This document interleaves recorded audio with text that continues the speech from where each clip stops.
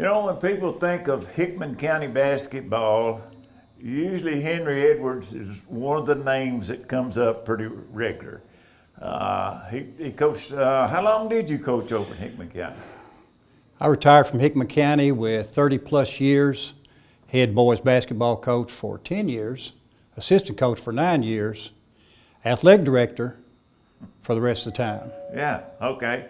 Now, didn't your son coach over there too? No, my son coached at Mayfield. Okay. And, I'd forgotten that, but you know, Hickman County has had some pretty good basketball through the years over there. Yes, sir. And that's kind of what we want to know a little bit about the history of the basketball there in Hickman County. I graduated from Hickman County, was fortunate enough to play there, and the opportunity came forward to coach there.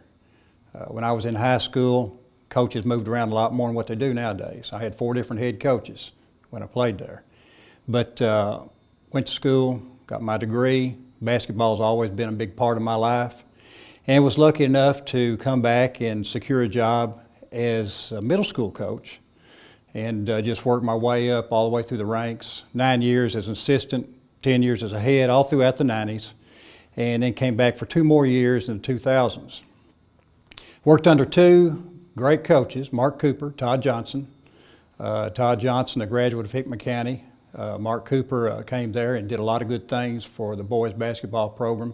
Started junior pro, and that's where it all begins, as far as I'm concerned, as far as working with the young ones, getting them ready to work and play on the middle school and high school level, and Mark Cooper was very instrumental in doing that. Todd Johnson carried it on. I carried it on after that. Matter of fact, sometimes we'd average 100 kids in our junior program. And throughout the 90s, of course, my philosophy there was, you know, we're going to play everybody in the region. And we did. I was hired as the head coach my first 1992, and was blessed with good players. We won the first region All-A in '92, advanced to the state. And a very great memory that I have is playing the opening round in Rupp Arena.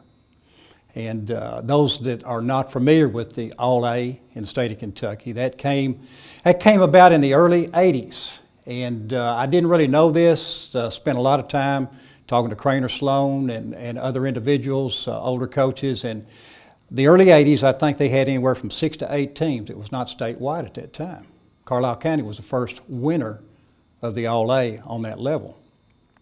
Then in 1990, the All-A went statewide, just like the regular Sweet 16.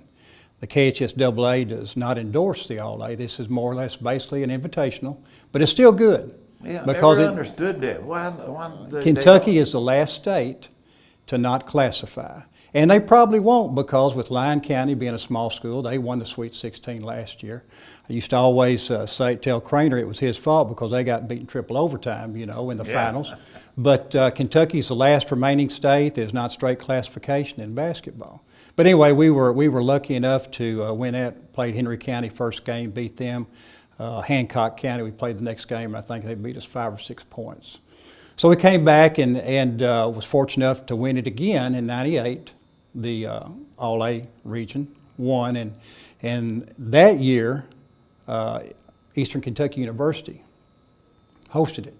So we went there and played Highview Baptist, a private school out of the Louisville-Lexington area, and beat them handily. And then we played UHA, who had a tremendous team that year. Yeah. They had 3 Division I players. One of them I know played for Notre Dame, and they had 2 others that signed Division I scholarships, but I think they beat us 15 or 16 points. So you come back, and I tell all the folks that it may be a small school tournament, but the players that played those 2 years will never forget that experience.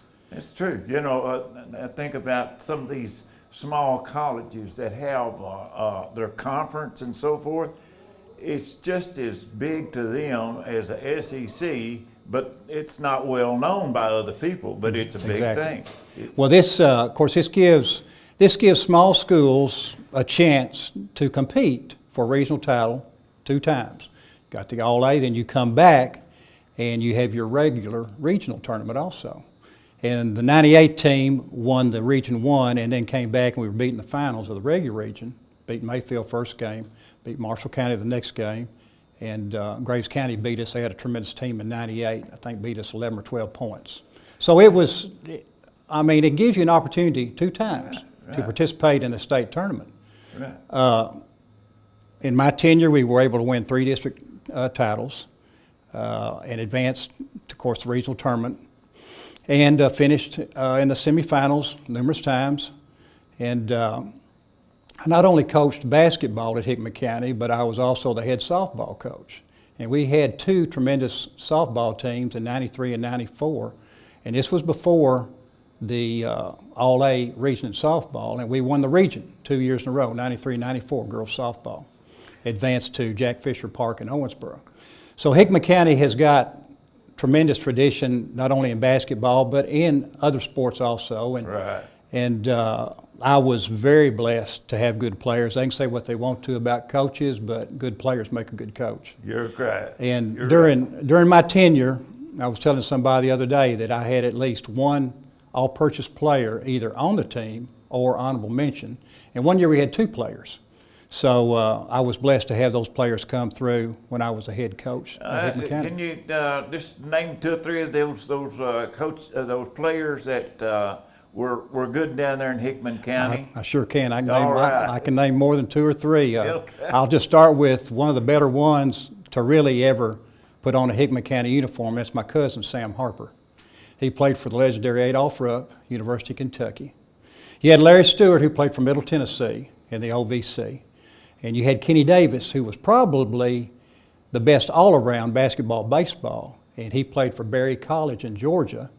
And Kenny was drafted by the San Diego Padres in baseball after he graduated. We had others. Joe Barkley played for Middle Tennessee. I'm just coming right down. We've got our all-purchase pictures there in the lobby.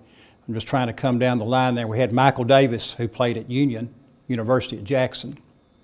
Bruce Lane, who's an assistant coach, worked for me, and now he's assistant coach at Callaway. He was a head coach at Callaway at one time. He played at Shawnee. George Yarbrough, who was his teammate on the 88 team, who got to the finals. George played at Brescia. And you come on down there. Ben Rushing played for Eastern Kentucky, very good player for Hickman County. Wound up at Eastern.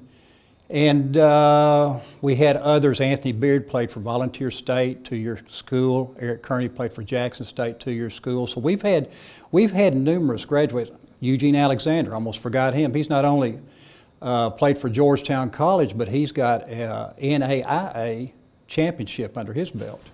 They won it one year at Georgetown when Happy Osborne was the coach, and then finished runner-up another year.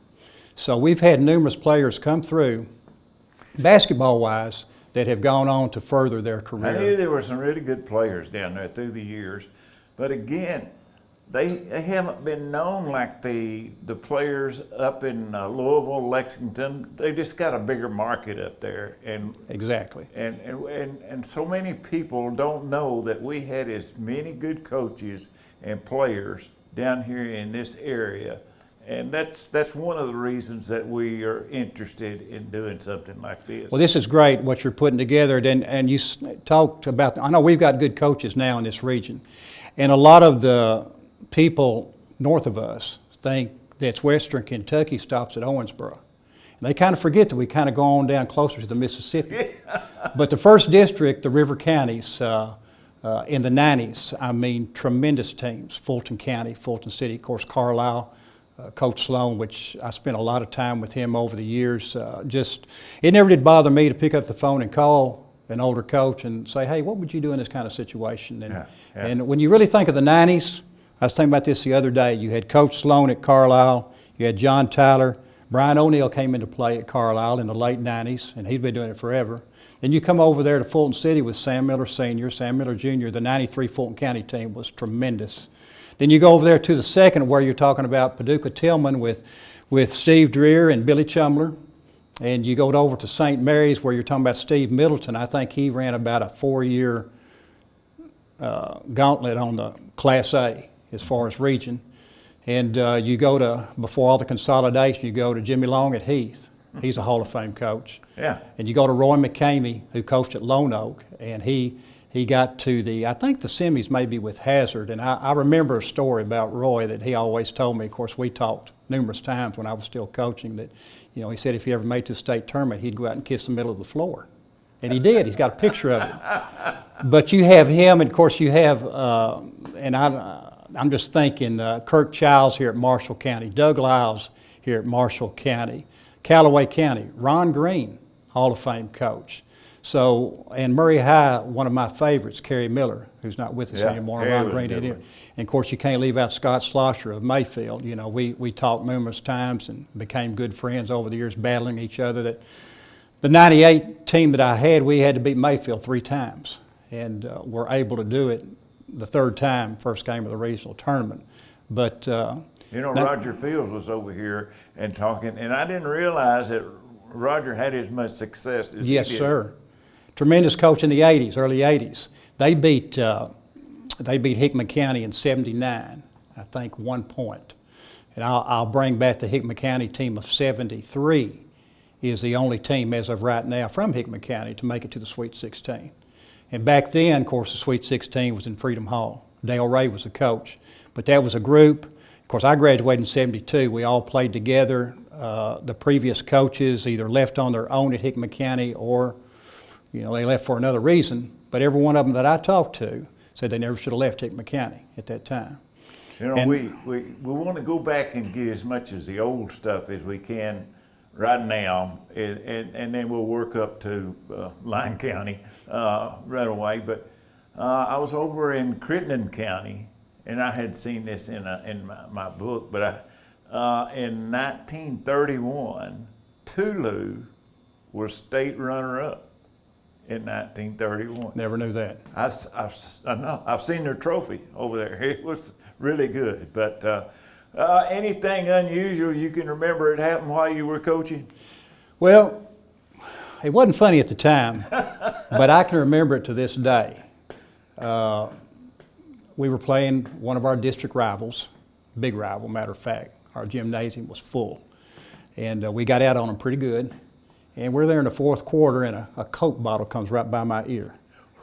I don't know if they were throwing it at me or maybe at the referee. But I didn't laugh about it then, but when I kind of look back on those, times like that, and of course there's numerous other memories, but when I look back on that now, I can kind of laugh about it. But, when your stock is good in this high school basketball, I had some other opportunities, but I decided to stay home. Right. And don't think that there's not any more pressure at a small school for a hometown boy than there would be here at Marshall County. But I was loyal to the school, and I was blessed with many good players. I mean, just hardworking. But I think back on the memories. I was able to coach against some of my players that became coaches.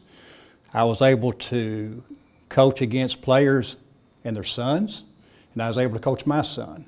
So I've been blessed, and I was at a game just 2 weeks ago. Well, it's like Terry was saying. You gotta be a part of that community out there, and the community has got to accept you. It's just that way. In basketball. And Hickman County is a very giving community. Right. And they always have been, and always will be, because there still are some folks down there that care about the programs, and I know I was never turned down on anything that I ever asked for, but it just goes back to the memories. The relationships always meant a lot to me. I still have former players will text me, email me, say, Coach, just had you on my mind, how you doing today? So the relationships that you build with these kids, whenever I can see them out in the private sector that are successful in whatever they're doing, farming, just whatever it may be, businesses in the education field, it just means a lot that I was a small part of their life. A coach has got to do that, but it takes more than a coach to put those big expectations out there. Exactly. And when you have those, it just seems to work a whole lot better. Well, I was lucky, had good support from my administration and from my community. But first district, second, third, fourth, good basketball is played in Region 1. Yeah. And yeah, I think so. And we hadn't talked a lot, but there's a good basketball over in Region 2. We'll be talking about exactly with those teams over there. Good players, good coaches. Henry, we really appreciate you coming by and sharing this story with us. I think this will be important to our viewers out there, and we just want to preserve this history. Hey, you guys are doing a great job, you especially spearheading this, and if there's anything else I can do to help, just feel free to call me. Thank you very much. Thank you, sir.